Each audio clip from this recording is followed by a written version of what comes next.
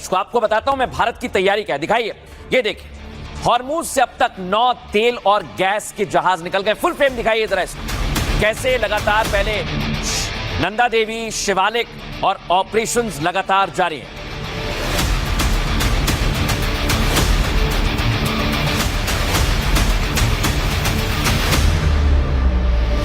अब दर्शकों मैं आपको दिखाता हूं एक और जहाज, जग विक्रम एलपीजी जहाज को जल्द मौका मिलेगा दर्शकों, और यह भी जल्द ही वापस आने वाला है भारत की तरफ। लगातार इसको रास्ता मिलने वाला है समंदर के अंदर। अब मैं आपको एक और तस्वीर दिखाता हूं दर्शकों, ग्रीन सानवी एलपीजी लेकर 6 अप्रैल को भारत आएगा। भारत को सिर्फ और सिर्फ अपने देश की जो समस्याएं हैं, दुनिया की समस्याओं को अलग रखकर अपने देश की समस्या पर ध्यान देना है, और इसलिए भारत सरकार उसी कोशिश में लगी हुई है। अब आपको एक और तस्वीर दिखाता हूं दर्शकों, ये आप देखिए, हॉर्मूज में ईरान की नाकेबंदी, लेकिन भारतीय जहाजों को लगातार मौका दिया जा रहा है दर्शकों। यह मौका इसलिए है क्योंकि भारत की कूटनीति है और भारत शांति का पक्ष धर रहा है।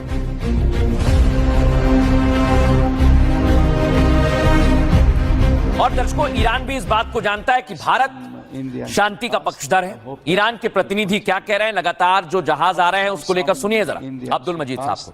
Up to now some Indian ship passed and I hope that will continue. Up to now some Indian ship passed and I hope that will continue. Up to now some Indian ship passed and I hope that will continue. Up to now some Indian ship passed and I hope that will continue.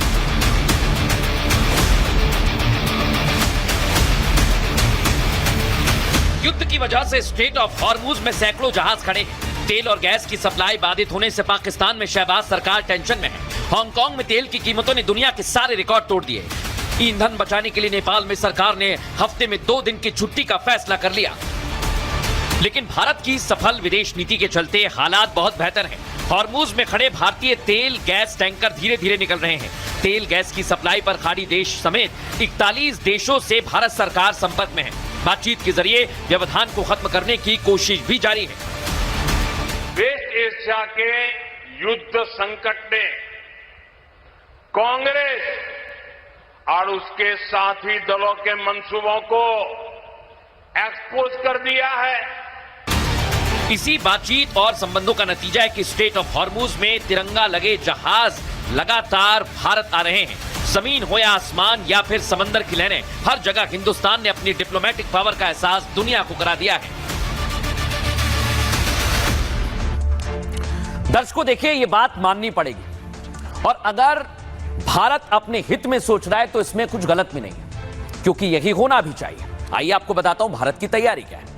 Hormuz में तनातनी के बीच भारत के लिए अच्छी खबर है। आज green आशा LPG जहाज ने हॉर्मूज को पार कर लिया है।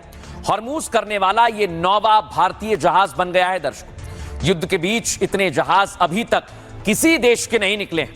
ग्रीन आशा 44,000 मीट्रिक टन एलपीजी लेकर भारत आ रहा है, और शनिवार को ग्रीन सानवी एलपीजी जहाज ने हॉर्मूज पार किया था। ग्रीन सानवी के जरिए 58,811 मीट्रिक टन एलपीजी आ रही है। 6 अप्रैल को ग्रीन सानवी के मुंबई तट पर पहुंचने की संभावना है। जग विक्रम गैस टैंकर को जल्द ही हॉर्मूज से ग्रीन सिग्नल मिलेगा। दावा है कि कल जग विक्रम हॉर्मूज को सुरक्षित पार कर लेगा। सबसे पहले दर्शकों कौन सा आया? शिवालिक ऑपरेशन हुआ था, आपको याद है?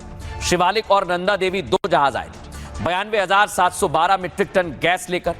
पाइन गैस आया, उसके बाद जग वसंत आया 92,612 मीट्रिक टन गैस लेकर, और आपूर्ति भी हुई दर्शकों इसकी। आपको यह भी जानकारी दे दें, 44,000 मीट्रिक टन गैस आई थी, और इसके बाद और भी जहाज लगातार आ रहे हैं। मूव कीजिए इसे।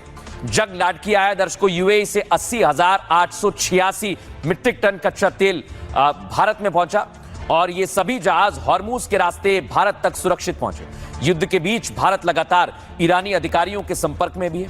नतीजा ये कि तनाव के बावजूद जहाजों को रास्ता मिल रहा है, और इस वक्त भारत के 17 गैस तेल के जहाज स्ट्रेट ऑफ हॉर्मूज में हैं, जो जल्द ही भारत आने वाले हैं। एक्सपर्ट क्या कह रहे हैं, सुनवाते हैं आपको। होर्मुज से हमारा नौवां शिप निकलना ये अपने आप में केवल भारत की कूटनीति की एक विजय नहीं है, ये भारत की विश्वसनीयता की जीत है, जो पिछले कितने सालों में माननीय प्रधानमंत्री मोदी जी ने जिसको सींचा है और अब उसका रिजल्ट मिल रहा है।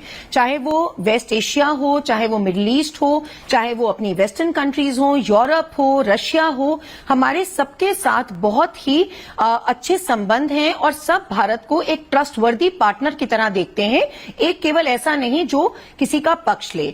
तो चाहे यहां पे जो भी बात होती रहे, लेकिन भारत वो एक ऐसी इस समय पेडेस्टल पर है वर्ल्ड डिप्लोमेसी के, जो सबके साथ अच्छे रिलेशन बना के रखता है। चाहे वो पैलेस्टीन हो, वहां पे भी हाईएस्ट ऑनर हमें मिलता है, चाहे वो इजराइल हो, चाहे वो यूक्रेन में जेलेंस्की हो, चाहे वो रशिया में पुतिन हो, और अब ईरान के साथ भी लगातार हमारी बातचीत जारी है।